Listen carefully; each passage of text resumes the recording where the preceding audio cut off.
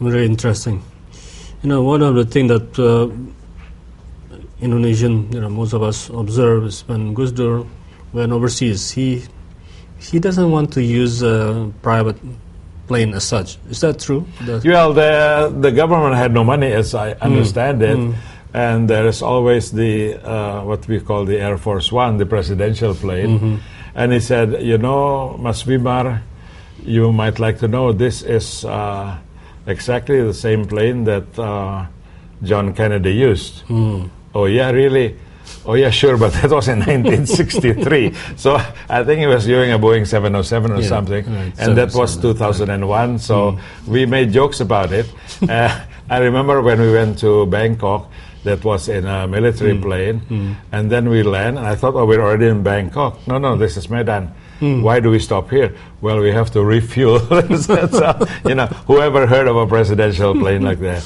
But for me, I have a little child's sense of wonder about things, so it was fun, to put it neatly, to land anywhere and while the plane refueled, just walk around, talk to the people, and he certainly saved a lot of money by doing that. And when we went on that trip to Bangkok, on the way back, he said, does anyone want to spend an extra day here?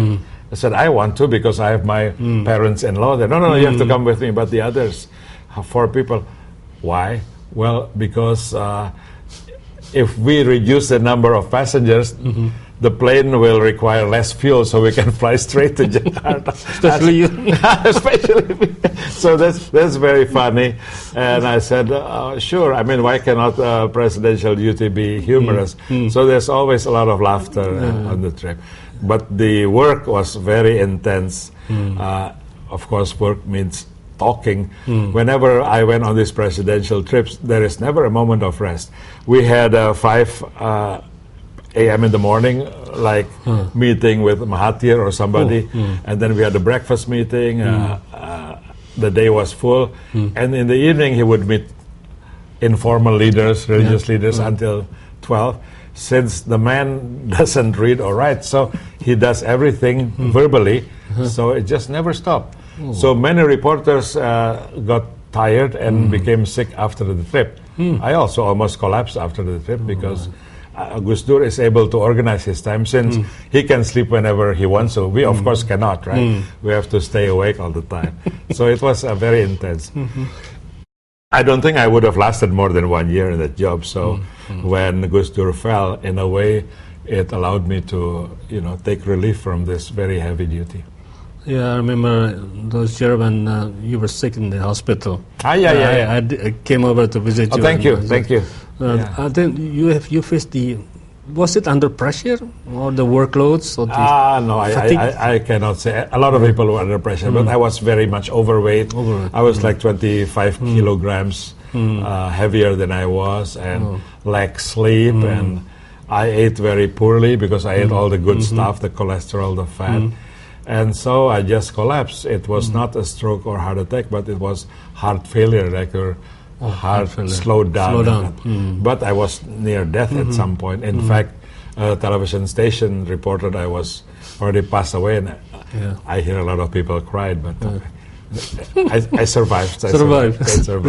Reborn. I'm healthier now than I was ever. Interesting. I was...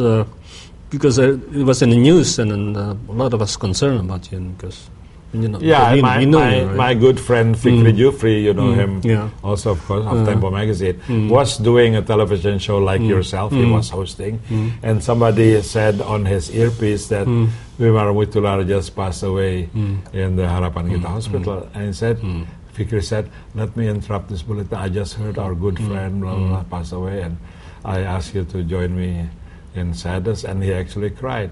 And my family was watching at home and said, "What? They just left the hospital," and I was cheerful, but they heard the announcement, so they rushed back to the hospital immediately. Said, "What's going on?" Since I did not have a TV. So it was all over the news, and later the TV apologized, and Fikri came over from the station. "I'm sorry, I'm so sorry." I said, "Why should you be sorry? Because you were receiving the news." So it was a big sensation because I was the president's spokesman, and of course I was in the public eye so much, and Gus Dur always sent me out to speak about this and that. Given your experience supposing the president will ask you once again, Wimar, would you be willing to be my spokesperson? Would you accept the assignment? It depends which president asks. If you're asking if President Yudhoyono asks, I would say it's a big honor, but I don't think I'm the right man because it requires a lot of physical energy 24/7, and I could not do that now.